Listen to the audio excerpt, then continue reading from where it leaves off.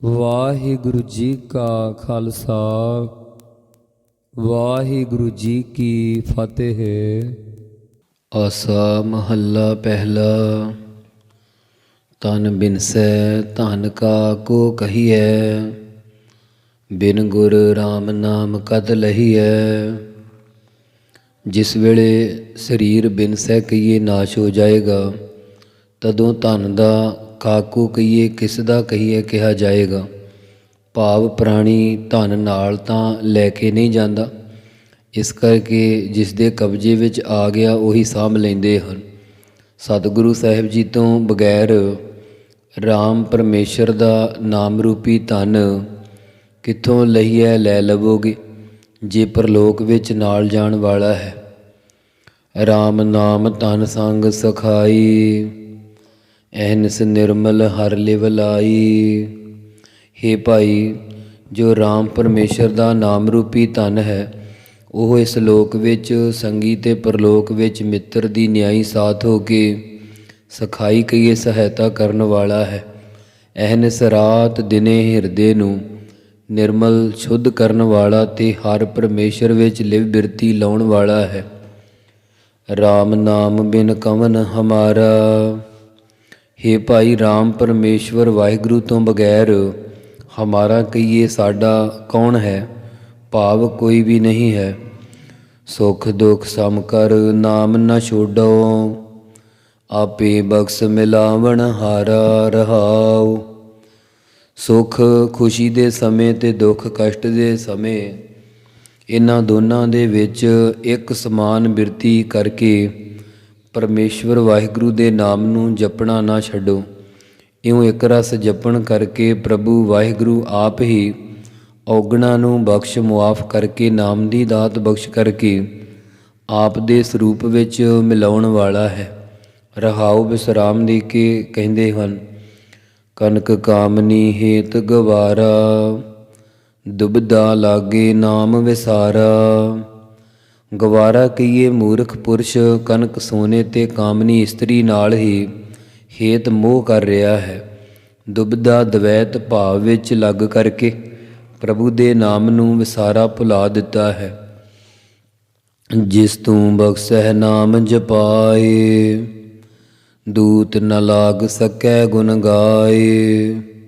ਹੇ ਮਹਾਰਾਜ, ਜਿਸ ਨੂੰ ਤੁਸੀਂ ਬਖਸ਼ਿਸ਼ ਕਰਕੇ ਆਪਣਾ ਨਾਮ ਜਪਾਉਂਦੇ ਹੋ, ਉਹਨਾਂ ਨੂੰ ਕਾਮ ਕ੍ਰੋਧ ਰੂਪੀ ਦੂਤ ਜਮਦੂਤ ਨਹੀਂ ਲੱਗ ਸਕਦਾ, ਅਤੇ ਉਹ ਸਦਾ ਤੁਹਾਡੇ ਗੁਣਾਂ ਤਾਈਂ ਗਾਉਂਦੇ ਰਹਿੰਦੇ ਹਨ।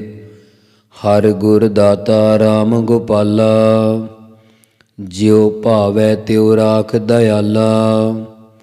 ਹਰ ਪਰਮੇਸ਼ਵਰ ਵਾਹਿਗੁਰੂ ਸਰੂਪ ਗੁਰੂ ਸਾਹਿਬ ਜੀ ਗੋ ਨਾਮ ਪ੍ਰਿਥਵੀ ਦੇ ਪਾਲਾ ਨਾਮ ਪਾਲਕ ਪ੍ਰਭੂ ਦੀ ਪ੍ਰਾਪਤੀ ਦੇ ਦਾਤਾ ਦਾਨੀ ਹਨ। ਹੇ ਦਇਆਲਾ, ਦਇਆ ਦੇ ਆਲਾ ਘਰ ਮਹਾਰਾਜ ਜੀਓ, ਜਿਵੇਂ ਆਪ ਜੀ ਨੂੰ ਪਾਉਂਦਾ ਹੈ ਤਿਵੇਂ ਹੀ ਸਾਨੂੰ ਰੱਖਣਾ ਕਰੋ। ਗੁਰਮੁਖ ਰਾਮ ਮੇਰਾ ਮਨ ਭਾਇਆ, ਰੋਗ ਮਿਟੇ ਦੁਖ ਠਾਕ ਰਹਾਇਆ।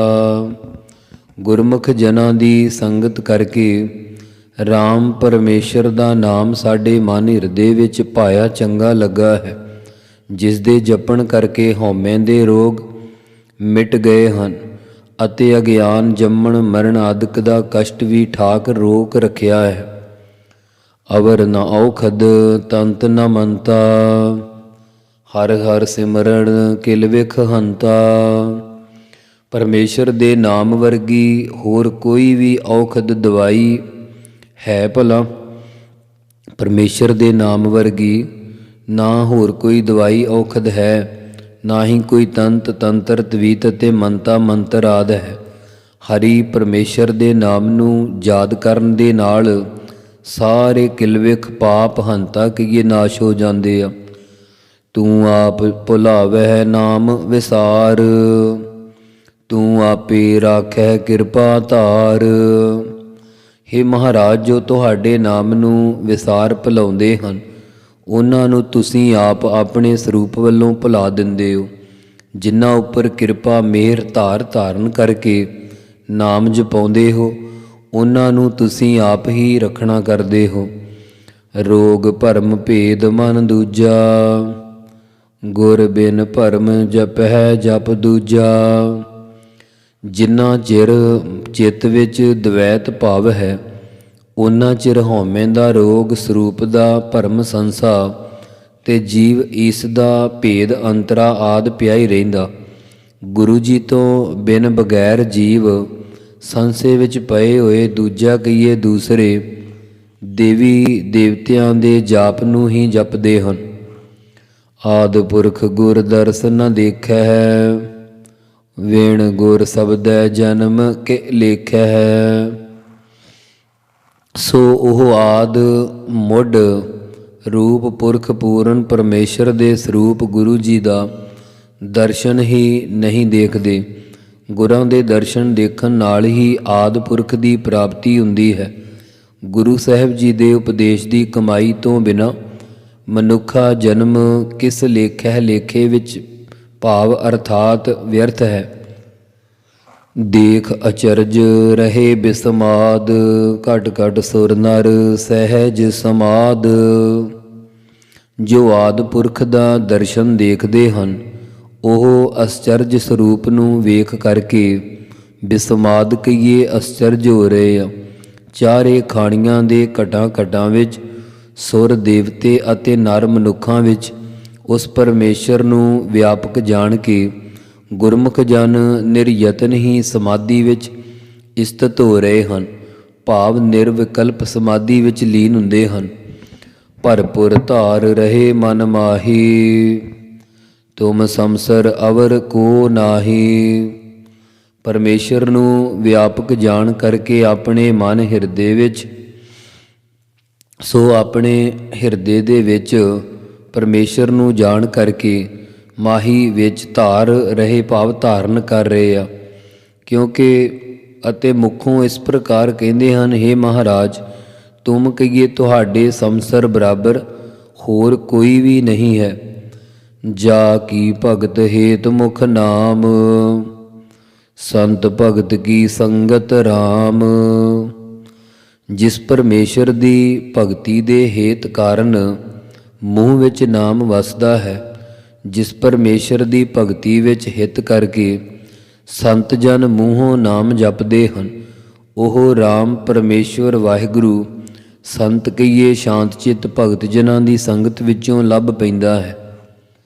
ਬੰਧਨ ਤੋਰੇ ਸਹਿਜ ਧਿਆਨ, ਛੂਟੈ ਗੁਰਮੁਖ ਹਰ ਗੁਰ ਗਿਆਨ।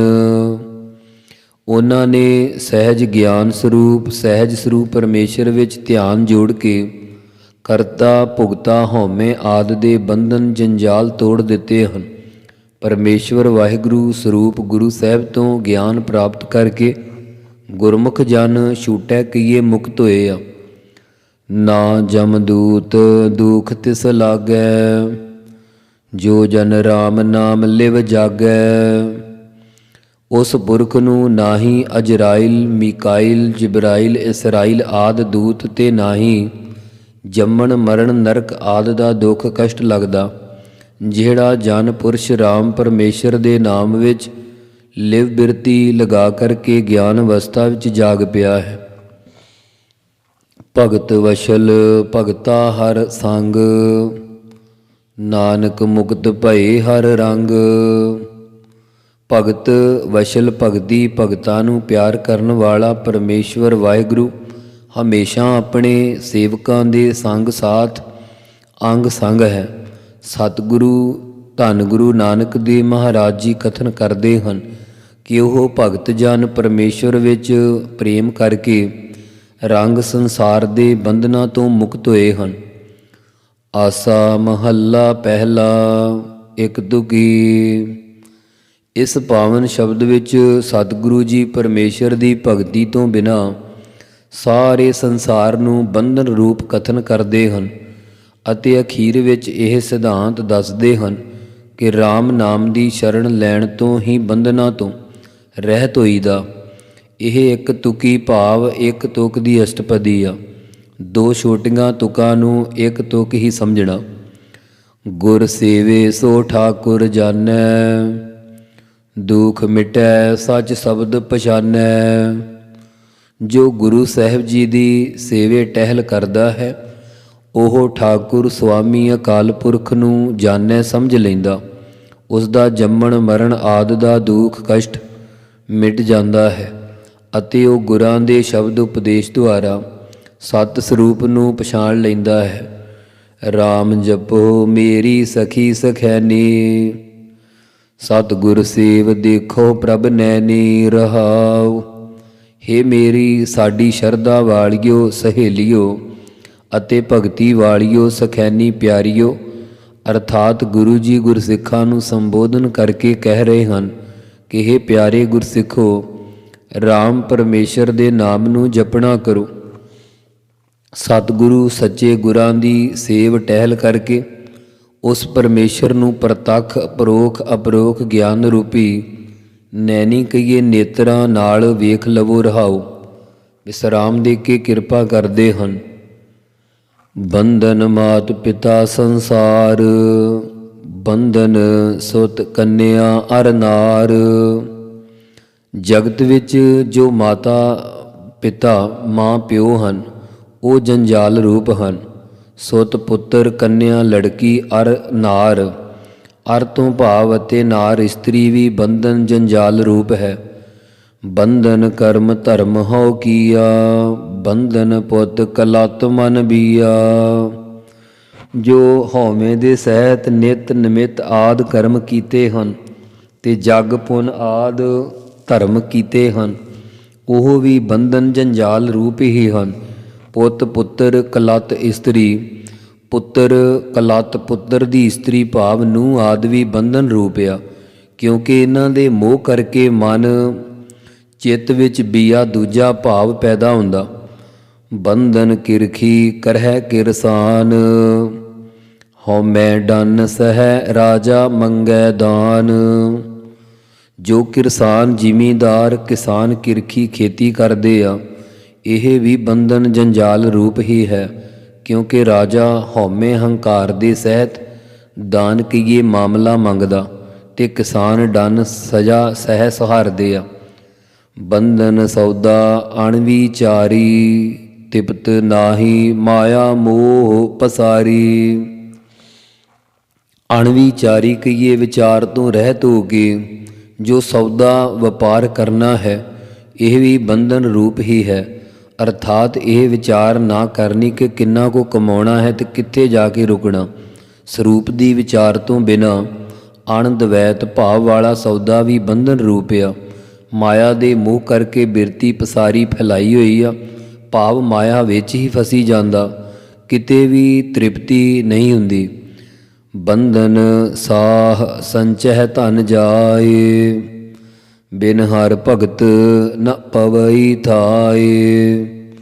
ਜੋ ਸਾਹ ਸ਼ਾਹੂਕਾਰ ਧਨ ਸੰਚਹਿ ਇਕੱਠਾ ਕਰਦੇ ਆ, ਉਹ ਵੀ ਜੰਜਾਲ ਰੂਪ ਹੀ ਹੈ, ਕਿਉਂਕਿ ਜਦੋਂ ਚਲਿਆ ਜਾਂਦਾ ਹੈ ਤਾਂ ਸੋਗ ਦੇ ਵਿੱਚ ਪਏ ਰਹਿੰਦੇ। ਪਰਮੇਸ਼ਰ ਦੀ ਭਗਤੀ ਕੀਤੀ ਤੋਂ ਬਗੈਰ ਕੋਈ ਵੀ ਕੰਮ ਥਾਂ ਨਹੀਂ ਪੈਂਦਾ, ਅਰਥਾਤ ਸਫਲ ਨਹੀਂ ਹੁੰਦਾ, ਸਰੂਪ ਰੂਪੀ ਥਾਏ ਜਗ੍ਹਾ ਵਿੱਚ ਨਹੀਂ ਪੈਂਦਾ। ਬੰਧਨ ਬੇਦ ਬਾਦ ਅਹੰਕਾਰ, ਬੰਧਨ ਬਿਨਸੈ ਮੋਹ ਵਿਕਾਰ। ਵੇਦ ਵੇਦਾਂ ਦਾ ਪੜ੍ਹਨਾ ਤੇ ਅਹੰਕਾਰ ਹੰਗਤਾ ਦੇ ਸਹਿਤ ਹੋ ਕੇ ਬਾਦ ਚਰਚਾ ਕਰਨੀ, ਬਾਦ ਝਗੜਾ ਕਰਨਾ, ਇਹ ਵੀ ਬੰਧਨ ਜੰਜਾਲ ਹੀ ਪਏ ਹੋਏ ਆ। ਇਸ ਪ੍ਰਕਾਰ ਜੀਵ ਬੰਧਨ ਜੰਜਾਲਾਂ ਵਿੱਚ ਪਏ ਹੋਏ ਸੰਬੰਧੀਆਂ ਪਦਾਰਥਾਂ ਦੇ ਮੋਹ ਸਨੇਹ ਅਤੇ ਕਾਮ ਕ੍ਰੋਧ ਆਦਿ ਵਿਕਾਰਾਂ ਵਿੱਚ ਲੱਗ ਕਰਕੇ ਬਿਨਸੈ ਕਹੀਏ ਨਾਸ਼ ਹੁੰਦੇ ਰਹਿੰਦੇ ਆ। ਨਾਨਕ RAM ਨਾਮ ਸਰਣਾਈ, ਸਤਿਗੁਰ ਰਾਖੇ ਬੰਧ ਨ ਪਾਈ। ਸਤਿਗੁਰੂ ਜੀ ਕਥਨ ਕਰਦੇ ਹਨ ਕਿ ਜਿਨ੍ਹਾਂ ਨੇ ਗੁਰਾਂ ਦੀ ਸ਼ਰਨ ਵਿੱਚ ਆ ਕੇ RAM ਪਰਮੇਸ਼ਰ ਦਾ ਨਾਮ ਜਪਿਆ ਹੈ, ਉਹ ਸੱਚੇ ਗੁਰਾਂ ਨੇ ਰੱਖ ਲਏ ਹਨ ਤੇ ਉਹਨਾਂ ਨੂੰ ਕਿਸੇ ਪ੍ਰਕਾਰ ਦਾ ਕੋਈ ਬੰਧਨ ਨਹੀਂ ਪੈ ਸਕਦਾ। ਵਾਹਿਗੁਰੂ ਵਾਹਿਗੁਰੂ ਵਾਹਿਗੁਰੂ ਵਾਹਿਗੁਰੂ ਵਾਹਿਗੁਰੂ